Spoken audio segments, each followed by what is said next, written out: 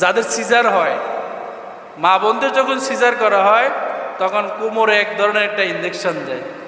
এই ইঞ্জেকশনের কারণে বাচ্চা দুনিয়াতে আসার পরেও মায়েদের মাথা ব্যথা করে, কোমর ব্যথা করে। যতদিন বাঁচবে ততদিন এই ব্যথাটা অনুভব করা লাগবে।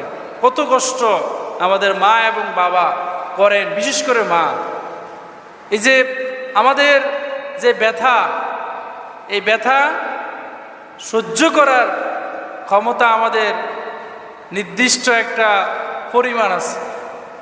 এই পরিমাণের চেয়ে ব্যথা যদি বেশি হয় মানুষ যে কোনো সময় মারা যাবে। কিন্তু মা যখন প্রসব বেদনায় ছটফট করে তখন তার এই ব্যথা কয়েক গুণ হয়ে যায়। ওই কঠিন অবস্থায়ও মাকে যিনি জীবিত রাখেন তিনি কে? এরপরে সুন্দর একটা ফুটফুটে সন্তান দুনিয়াতে চলে আসে। এখন এই সন্তান যখন মায়ের গর্ভে ছিল তখন তো এই সন্তানের খাবার দাবারের সব কিছুর ব্যবস্থা করেছেন কে? দুনিয়াতে আসার পর ছোট্ট বাচ্চা সে কি খাবে? সে তো শক্ত খাবার খেতে পারবে না, সে তো গরম খাবার খেতে পারবে না, সে তো বেশি নরম খাবার খেতে পারবে না, এরপরে একেবারে ঠান্ডা খাবারও খেতে পারবে না। এজন্য আল্লাহ তাআলা সন্তান যখন মায়ের গর্ভে তখন আল্লাহ তাআলা মায়ের বুকের মধ্যে ওই সন্তানের জন্য খাবারের বন্দোবস্ত করে দেন। সুবহান আল্লাহ সুবহানাহু ওয়া তাআলা বলেন, এই সন্তান যখন মায়ের গর্ভে ছিল, মায়ের গর্ভে থাকা অবস্থায় তার খাবারের বন্দোবস্ত আমি করেছিলাম। যখন এই সন্তান দুনিয়াতে আসলো এরপরে আমি তার জন্য তার মায়ের বুকের মধ্যে খাবারের ব্যবস্থা করে দিলাম।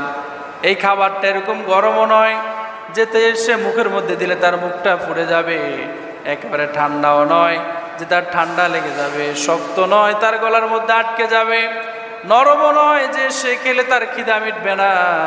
আমি আল্লাহ তাআলা ঠান্ডাও নয়, গরমও নয়, নরমও নয়, শক্তও নয়, এমন একটা খাবার আমি আল্লাহ তাআলা মায়ের স্তরের মধ্যে দিয়ে দিলাম।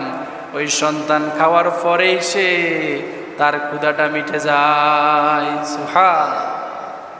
এখন আল্লাহ তাআলা যদি মায়ের যেই বুকের মধ্যে আমাদের খাবারের ব্যবস্থা করেছেন এটার মধ্যে একটা ছিদ্র দিলে একসাথে অনেকগুলো দুধ এসে আমাদের গলায় আটকে আমরা কি করতে পারি?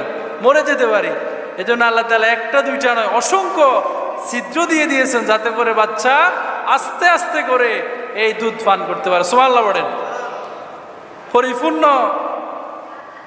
2 বছর 24 মাস এই মা আমাকে দুধ পান করায়, ঠিক কিনা?